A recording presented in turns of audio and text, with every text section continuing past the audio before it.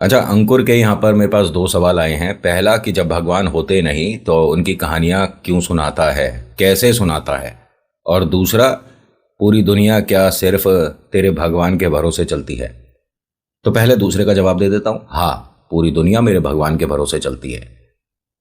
और दूसरे वाले का जवाब देने के लिए मैं आपको कुछ लोगों के बारे में बता देता हूँ। मेरे ख्याल से आपने भी सुना होगा, एक हार्ट सर्जरी हुई थी अभी, ठीक है, जिसमें परफॉर्म करने से पहले, काम करने से पहले, ऑपरेट करने से पहले डॉक्टर साहब ने हनुमान चालीसा पढ़ी थी। मेरे ख्याल से आपसे तो थोड़े पढ़े लिखे ही होंगे। डॉक्टर हैं, सर्जन हैं, थिएटर के अंदर हैं, काम कर रहे हैं, पेशेंट की जान बचा रहे हैं। आप क्या कर रहे हो फिलहाल? एक और बात बता दूं, बहुत सारे बॉलीवुड के और बहुत सारे आपने क्रिकेट के बड़े बड़े लोग देखे होंगे, कुछ अपने मैच से पहले और कुछ अपनी पिक्चर रिलीज होने से पहले भगवान के दर दिख जाते हैं। क्या पब्लिसिटी स्टंट है? नहीं। उनकी मान्यता है कि अगर आशीर्वाद ऊपर वाले का मिल जाए तो हमारी मेहनत में हमें वो कामयाबी मिल सकती है जो कि मिलनी चाहिए। आपको अपने भगवान पर भरोसा होना चाहिए। आप कोई से भी कास्ट, कोई से भी धर्म, कोई से भी रिलीजन के हों, कोई फर्क नहीं पड़ता। नमस्कार, मेरा नाम नितिन है। मैं यहाँ पर फैक्ट्स, ईश्वर से जुड़े चमत्कार, रोचक पौराणिक कथाएं और तीसरी शक्ति के प्रकोप के बारे में बात करता हूँ। अच्छा, एक बहुत बड़ी बात तो अभी रह ही गई, हर हर महादेव। अब आगे की बात करेंगे। आज की जो कहानी है, जैसे मैंने आपको बता रखा है कि आपको कोशिश रहेगी कि पूरे दिन में 2 बार कहानियां मिले। पहले मिलेगी हॉरर, फिर बाबा का चमत्कार, फिर बाबा का चमत्कार और फिर हॉरर। एक साथ 7 कहानियों का वादा किया है, वो पूरा करूंगा। भाई फिलहाल चैनल का इंट्रो, उसके बाद आकर कहानी शुरू करूंगा। कहीं मत जाइएगा, पूरी कहानी सुनिएगा। हर हर महादेव।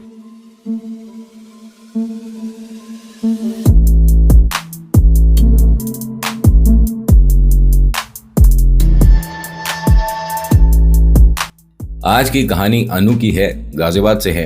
और ये 2 बहनें, एक भैया हैं। अनु सबसे बड़ी है, बहुत सारी जिम्मेदारियां हैं। पापा एक गवर्नमेंट जॉब पे हैं, मम्मी घर देखती हैं और मम्मा थोड़ा सा घमंड में हल्का फुल्का रहती हैं। मतलब कि उन्हें अपने रिलेटिव से भी कंपैरिजन खेलने की आदत है। मेरे घर का झूमर, मेरे घर का गमला, मेरे घर का ये, मेरे घर का वो, मेरी बिटिया के कपड़े इतने महंगे, हमारे पास गाड़ी बड़ी वाली। और पता नहीं, मतलब होता है बहुत सारे रिलेटिव में देखना दिखाना चलता है। और इससे बड़ा आनंद भी आता है।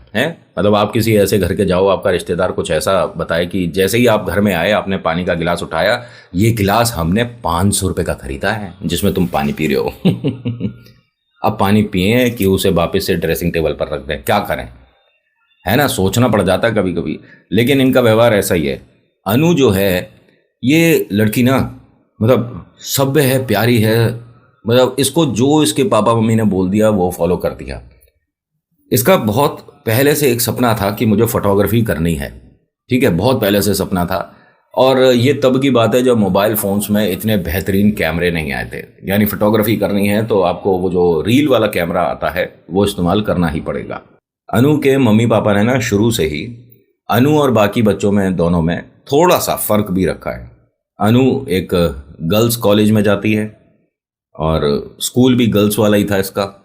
तो कोएड में कभी ये पढ़े नहीं थे, मतलब बॉयज़ और गर्ल्स वाला जो था। बाकी दोनों बच्चे उन्हीं में पढ़ रहे हैं, जैसे कि नॉर्मल जो होते हैं। गर्ल्स नहीं है यहाँ, दोनों ही हैं, बॉयज़ भी गर्ल्स भी। इनके जो बाकी बहन भाई हैं। जो अनु है कॉलेज में है, बस अब फाइनल ईयर चल रहा था। बार बार कोशिश करती है कि एक बार पिता से कहा जाए कि मैं फोटोग्राफी करना चाहती हूँ। अकाउंट्स में दिलचस्पी थोड़ी सी कम है और उसके पापा ये देख रहे थे कि भाई पढ़ाई लिखाई अगर अकाउंट्स वाली हो या साइंस वाली हो तो आगे चलकर फ्यूचर भी होता है। आर्ट्स जो लेते हैं उनको आगे चल के फ्यूचर अच्छा नहीं मिलता।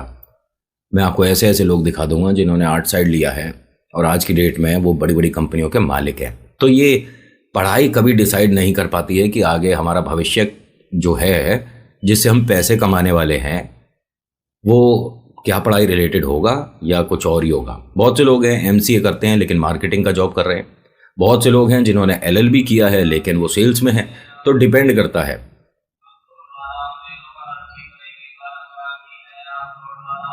पढ़ाई लिखाई बहुत ज़रूरी है, वरना ये भी करना पड़ सकता है। ये लाउड स्पीकर लगा लगा कर सामान बेचने की प्रथा कहाँ से शुरू हुई है भाई? अगर वैसे ही अपने मुंह से बोलेगा तो सामने वाले को क्या सुनाई नहीं देगा कि हम सामान बेच रहे हैं, तुम्हें खरीदना है तो खरीद लो। और इनके स्पीकर की बैटरी भी कभी खत्म नहीं होती है, जब भी आते हैं ना एकदम तेज। खैर, अनु अपने माता पिता से कभी कुछ कह नहीं पाई। इनके जो बहन भाई हैं, अनु के जो छोटी बहन और छोटा भाई है, बहना जो है वो 11वीं में है, छोटा भाई 7वीं कक्षा में है। तो इन दोनों को भी कहानी में मैं शामिल इसलिए नहीं कर रहा, फिर आपको बहुत ज़्यादा इनमें कंपैरिजन दिख जाएगा। ये सोचिए कि ये गुड़िया अपने जूते चप्पल भी मन के नहीं पहन सकती। वो लगती है ना कभी sale, Friday market, Sunday market, इस तरह की कोई मार्केट होती है, तो उसमें से तो अनु के जूते कपड़े आ जाते हैं और जो बहन भाई हैं वो अच्छे दुकानों से लेते हैं। ना जाने क्यों इतना भेदभाव है। और ऐसा भी नहीं कि किसी और की बिटिया को ये पाल ले, इन्हीं की बिटिया है।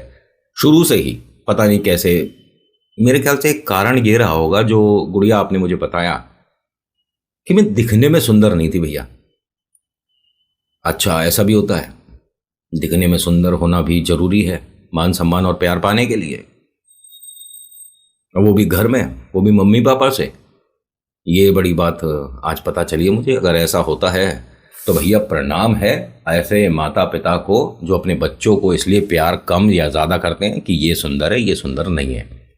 आप कितने सुंदर हो, बहुत सुंदर हो फिर तो, क्योंकि चेहरे की सुंदरता बाद में, मन की सुंदरता पहले। वैसे दिखती तो चेहरे की ही है पहले, लेकिन लंबे समय में ना आदमी की असलियत पता चल जाती है। होता क्या है कि इस गुड़िया ने बहुत बार कोशिश करी अपने पिता को बताने की। एक बार मौका मिल गया, अपने पिता से कहती है कि मुझे आगे चल के फोटोग्राफी करनी है, थोड़ा मेरे को उसके बारे में आप गाइड कर दो, मदद कर दो। आपके एक फ्रेंड हैं जो कि फ़ोटो का काम करते हैं, क्या मैं उनके दुकान पर नौकरी कर सकती हूँ, सीख सकती हूँ काम को? पापा ने खूब डांटा कि बेकार की बातें करने की ज़रूरत नहीं है, अब तू लोगों की फ़ोटो खींचती फिरेगी, कहाँ शादी में जाके फ़ोटो खींचेगी हैं? अरे तुझे पता है ना कि मैं सरकारी नौकरी पे हूँ, 10 जगह बातें होंगी। तो उन्होंने कहा पापा सरकारी नौकरी पर आप हो तो इसमें आपका नाक क्यों कटेगा कि मैं कोई नौकरी कर रही हूँ? भाई कुछ ही समय में मैं कॉलेज से बाहर आऊँगी, जॉब तो करूँगी। पापा ने कहा नहीं, मैं अगले 2 महीने में तेरी शादी कर दूंगा। उसने कहा पापा ऐसा मत करो, मेरा बहुत सपना है, मन है।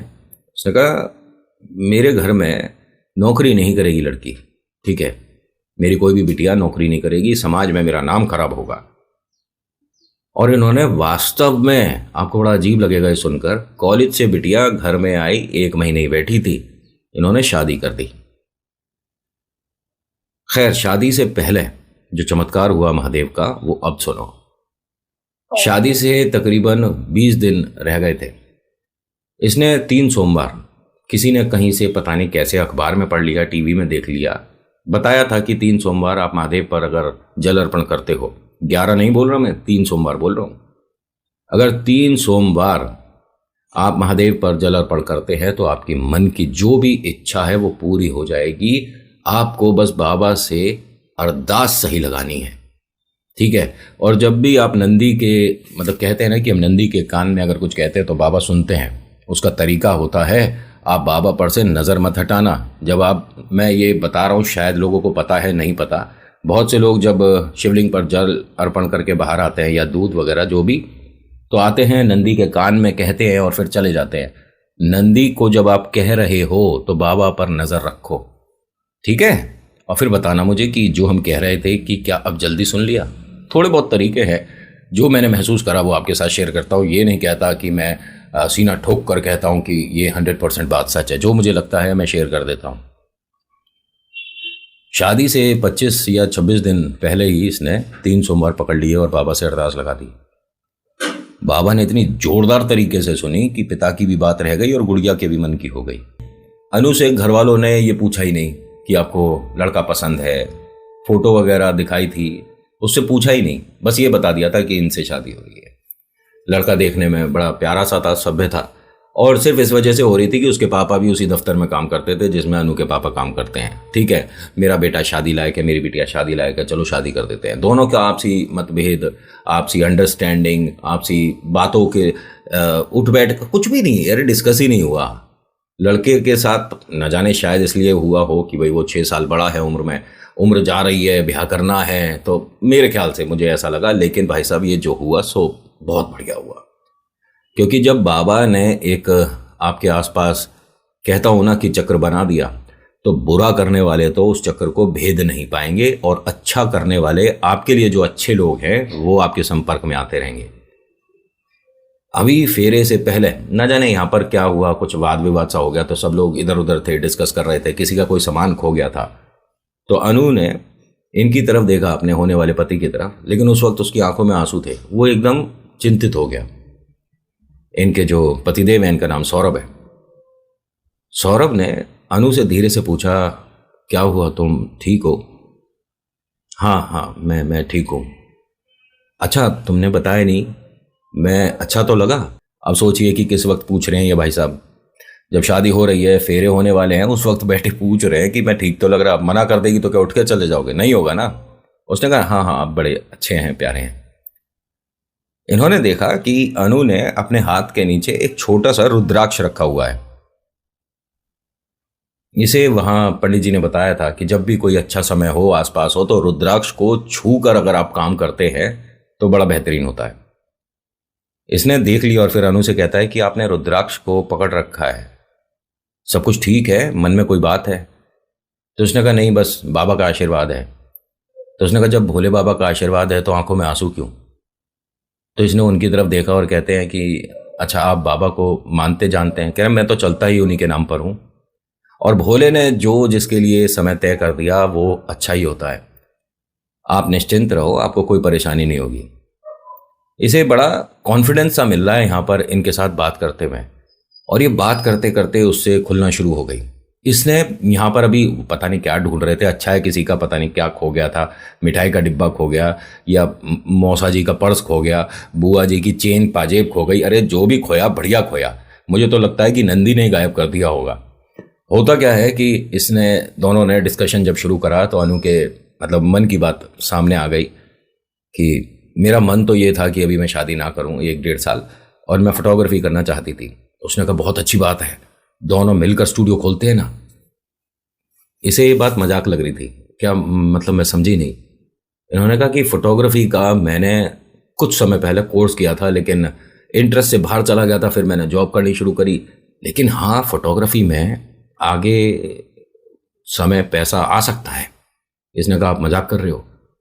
इसने कहा मजाक नहीं कर रहा, व्यापार देखो हमारे घर का भी है, लेकिन मुझे अपने व्यापार में, अपने स्टील के व्यापार में, जबकि स्टील का व्यापार है तो सोचिए पैसे वाला आदमी है, उसमें ज़्यादा ना मतलब इच्छा नहीं है। पापा सरकारी नौकरी पे हैं तो सोच रहे थे कि मैं भी, अब मैं नहीं रहा इतना पढ़ा लिखा तो क्या करूं, अब तुम्हें ऐसा ही दूल्हा मिला है। अब हंसने लगी वो। तभी यहाँ पर इनकी मम्मी ने टोक दिया, अरे यहाँ मतलब 10 लोग देख रहे हैं, खिलखिलाकर हंस रही है, तमीज़ नहीं है, शादी है तेरी, मुंह बंद कर करके हंस, मैनर्स नहीं है। उसने कहा अरे मम्मी कोई परेशानी नहीं है, मैं यहाँ इनके पास बैठा हूँ, हम दोनों जो डिस्कस कर रहे थे उसमें अगर उसे हंसी आ गई तो कोई बड़ी बात नहीं है। नहीं बेटा, आपको पता नहीं, लड़कियों को थोड़ा मैनर्स में रहना चाहिए, और सब लोग देख रहे हैं, और फोटो यहाँ मत खींच हमारी फोटो, भाग जाए यहाँ से। जो फोटोग्राफर है भैया, उसे तो अच्छे मोमेंट की तलाश होती है कि दुल्हन मुस्कुरा रही है, दूल्हा हंस रहा है, दोनों जने मुस्कुरा रहे हैं, अच्छा एक समय लग रहा है तो एक फ़ोटो अच्छी ली जाए। पूरी एल्बम में सबसे अच्छी फ़ोटो यही आई थी जब ये दोनों इस तरह बात कर रहे थे और खिलखिलाकर हंस रहे थे। ये हॉर्न जो बजा रहा था, मुझे लग रहा था कि अभी चढ़ के आ जाए। अच्छा, वीडियो में अगर एकदम से मोटरसाइकिल मेरे ऊपर यहाँ चढ़ के आ जाए तो आप घबराना नहीं, बस लाइक और शेयर कर देना, है ना। ऐसे भी होता है, कोई नहीं होगा इसके सामने फिर भी हॉर्न बजा रहा है। होता क्या है कि पापा आते हैं, सारा डिस्कशन होता है, फेरे होते हैं, लड़की अपने घर जाती है, 2 महीने के अंदर स्टूडियो सेटअप होता है। पापा आते हैं, तूने ही इनके कान भर दिए होंगे, मैं तो उससे मिलने सिर्फ इसी वजह से आया हूं, तू घर पे ही रही हो, मैंने सुना है वो नया काम शुरू कर रहे हैं, एक बड़ी जगह दुकान और स्टूडियो वगैरह फोटो का, तो तुझे बिल्कुल ज़रूरत नहीं है जाने की। उसने कहा पापा कभी आप घर पे कहते हो कि ऐसा नहीं करना है, अब वो कर रहे हो तो इसमें मेरा क्या? नहीं, तू नहीं कहा होगा। नहीं, मैंने तो इनसे कहा ही। किससे कहा है तूने? नहीं, मैंने तो भोले से कहा है, और महादेव से जो मैं कहती हूँ वो होता है। अब मुझे नहीं पता कि महादेव ने मेरी बात इतनी, और वो भी जल्दी से सुन ली। ठीक है, फिर तेरे महादेव को ही तू देख, और आज के बाद हमारे घर आने की ज़रूरत नहीं है, क्योंकि तूने जानबूझ के ये काम किया है मुझे अपमानित करने के लिए। जब पापा इस तरह से थोड़ा सा गुस्सा हो रहे थे ना, तो इनके पतिदेव ने सुन ली। आगे कहते हैं कि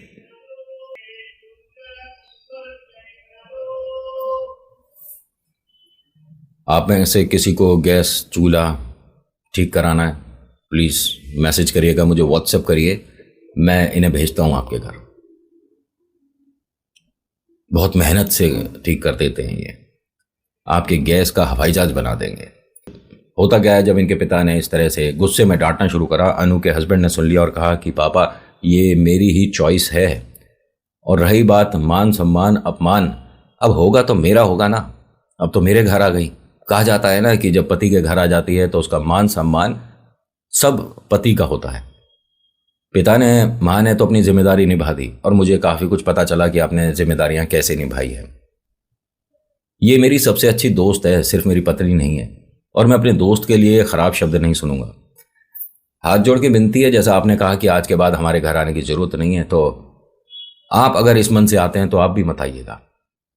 खुशी खुशी आइए, मिलने आइए, आशीर्वाद दीजिए, बड़ों की तरह आप व्यवहार रखिए। ये तो बचपना है, तू मेरे घर नहीं आएगी, मैं ऐसा और वैसा। यहां से पिता उठे और चले गए। इस गुड़िया ने इनके साथ मिलकर इस काम को सीखा,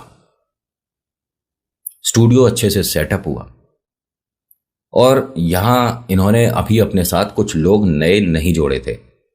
कहीं भी शादी होती है और इन्हें काम मिलता है तो ये दोनों हस्बैंड वाइफ जाते थे फोटो वगैरह क्लिक करने, फिर उसकी एल्बम तैयार करना। बड़े मन से दोनों ये काम कर रहे थे, और भोले का आशीर्वाद था। 6 महीने के अंदर उस जगह में सबसे सस्ता काम ये पकड़ते थे कि भैया अगर कोई काम 10,000 का है तो हम 6 में करेंगे।